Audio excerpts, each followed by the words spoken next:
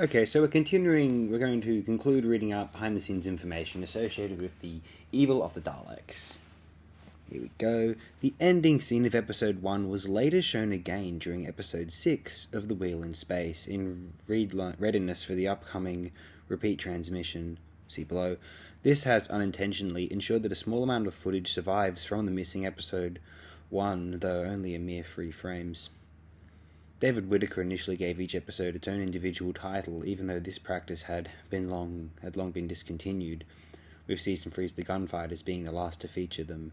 No title is listed on the original production paperwork for episode 6, but those for the other 6 episodes in order were To Set a Trap, The Net Titans, A Trial of Strength, A Test of Skill, The Human Factor, and The Evil of the Daleks. We are the human factor. We are the human factor. I wonder if those guys were inspired by this serial. What's that song? The Human Factor by I'll look up the artist. Music for Pleasure. That's their name. For their video reconstruction of this story, Loose Cannon went to Grimm's Dyke House, where a lot of this serial was originally filmed, and with permission from the owner, they filmed a number of scenes there using 2 full-size Daleks, and the owner's wife played the part of Victoria, having donned a wig and dress bought from a nearby charity shop. The animated version of this serial contains some references to other Doctor Who stories and characters. In episode 1, when Jamie and the Doctor investigate the abandoned building after following the black car, a number of posters are seen in the background. Some of these posters advertise Chameleon Tours, the fake agency from the previous story, The Faceless Ones. A blue poster advertising English rock band The Who. We love The Who. Good stuff. A yellow poster advertising several bands, including one called Floyd, presumably Pink Floyd, and Oling Ones, presumably the Rolling Stones, since the poster is partially obscured. Maybe you have to put in the band name on a animated. Yeah, it's probably cost money. The same yellow poster also advertises a band called John Smith and the Common Men, an in-joke to the same band from the audio story Fanfare for the Common Men. Okay. A poster advertising various groups including Amphi Dillon, which may be a reference to Doctor Who comic artist Steve Dillon, creator of, among other characters, Abslom, Dark, Dalek Killer. A poster titled Cheeky Monk, with a figure that closely resembles the first incarnation of the meddling monk. The candlesticks on the mantel shelf in the room where the Doctor and Jamie wake up have miniature weeping angels built into them. We're still on the animated version, by the way. That would be creepy if the original Doctor Who serial had a weeping angel in it.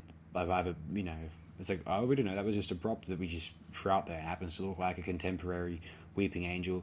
That wouldn't be cool. I have to admit, I never got the whole weeping angels thing. It was just too much of a gimmick, too much of a catchphrase for me to take seriously as a don't even blink. It's just like, okay, I just kind of saw the writer thinking, ooh, this is going to be considered this, and it takes me out of it. Sorry. Miniature weeping angels built into them. In the background on the walls of the Maxtable house, crests listing the names of various actors who have played the Doctor are displayed. These include Baker, Eccleston, and Martin. A separate crest reads Whitaker, and it is unknown if this is a production error intended to refer to Jodie Whittaker, the actress Jodie Whittaker.